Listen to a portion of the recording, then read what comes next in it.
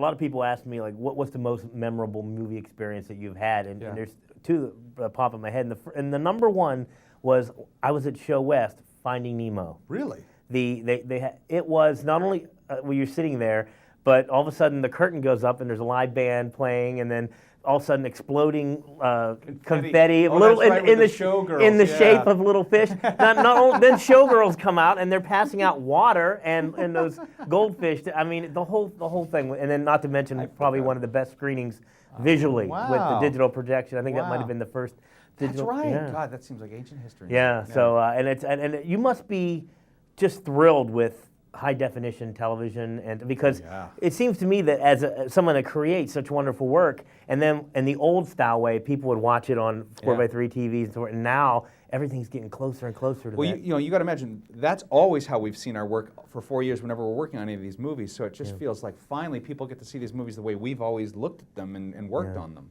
Yeah, absolutely. What was Roger Deakins' job in this film? I saw he was a consultant. Yeah, well, initially we wanted to have the camera work feel more akin to real live-action cinematography, and in particular in the 70s.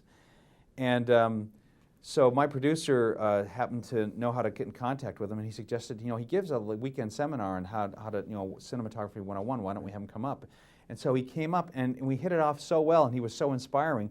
We asked him to stay for a couple weeks and sort of see how we worked in our process and see what he could sort of give us. And it was a real sort of boost of awareness to just some real basic sort of ways to approach lighting and to approach camera work. It was really inspiring. Yeah, I'm a huge fan of his. That's why I brought He's that great. up and so forth. Now, was this a tough pitch, though? Because I can imagine I love this film, but I would imagine that animated movies are kind of aimed at children more or less, but there's so much here that's, it's going to go over their heads. Like you're talking about the 70s stuff and, like to us, what are treasures and these little toys and so forth, but are just going to simply go over the Well, a lot of these things I'm not trying to make people get or recall. It's great aesthetic influences. Yeah. And so hopefully, it's the same thing that, when I saw Star Wars, I didn't know any of the Flash Gordon influences. I didn't get that that's what, or the Akira Kurosawa influences, George. All I knew is that he had reinterpreted it in a new way that made me love it and start and treat it fresh all over again. Yeah. And hopefully that's the same thing we're doing here. Yeah. On all our movies, I make them for all ages. I don't think about who my audience is. I think if I started to worry about that, I'd make a bad movie. Yeah.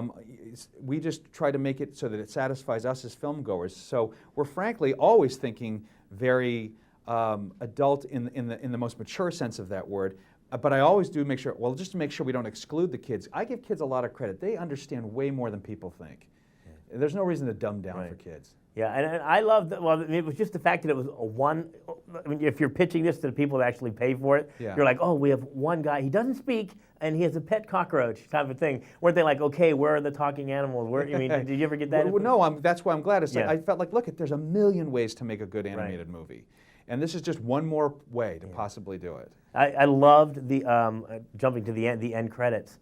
Kind of, not only were they beautiful to look at, but they finished up everything we needed to know. Well, that was a conscious effort because we found that some people treated it as half full, as half empty, and I just thought the ending was so strong emotionally, I didn't want to taint it. Yeah. So the end credits ended up being a perfect way for anybody that had any worries to know just how things play out. And the Wally was not a morning person. I loved that too. Who is a morning person? I don't want to know who these people are. And we all know about this famous luncheon that spawned so many of these great movies. What were some of the ideas that maybe didn't make it from that luncheon? Believe me, that wasn't the only lunch we had. We've had lots of lunches since then.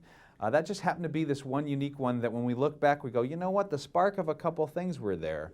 It was mainly a Bug's Life lunch, though. Believe me, there'll be plenty of other lunches and dinners and breakfasts we'll talk about. Yeah, well, I'm buying that toy just for the ultimate Wally? Yeah, exactly. He's pretty cool. Yeah. He's about that big, I think. It's awesome. Wow. Great film. Thank you so much. Thank you.